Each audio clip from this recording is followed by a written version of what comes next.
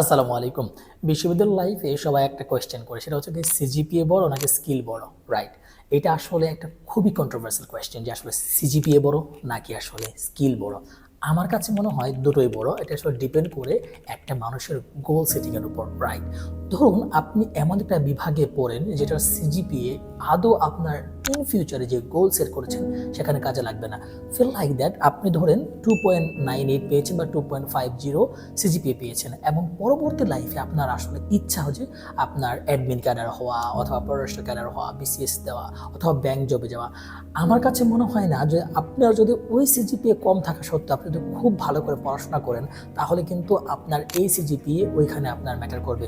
অথবা আপনি যদি এআই ড্রিভেন কোনো কাজ শিখেন, টেকনোলজিক্যাল কোনো কাজ শিখেন, এটাও আসলে কাজে দেয় না বা কাজে লাগে না। কোনটা কাজে লাগে না? এই সিজিপিএ। এখন আসেন, যদি আপনি একাডেমিশিয়ান হতে চান, রিসার্চার হতে চান, ভালো একজন শিক্ষক হতে চান বা অথবা আপনার ওই সিজিপিএ দিয়ে এমন একটা কিছু কোথাও অ্যাপ্লাই করবেন, হতে পারে এটা ইন্টারন্যাশনাল কোনো ইউনিভার্সিটিতে, হতে পারে আপনার হচ্ছে বিদেশের কোনো ইউনিভার্সিটিতে অ্যাপ্লাই করবেন, তখন তো অবশ্যই আপনার সিজিপিএ লাগবে, আপনার রিসার্চ পেপার লাগবে, অনেক কিছু লাগবে, রাইট? সো ডিপেন্ড করতেছে যে আপনি আসলে ইন ফিউচারে কী করতে চান। আরেকটা কথা হচ্ছে, আপনি শুধুমাত্র আমার কথা বায়াসড হয়ে আবার সিজিপিএ বাদ দিয়ে শুধু স্কিল ডেভেলপমেন্ট করবেন না, বরং আপনার দুটোর একটা ব্যালেন্স থাকা উচিত। ধন্যবাদ।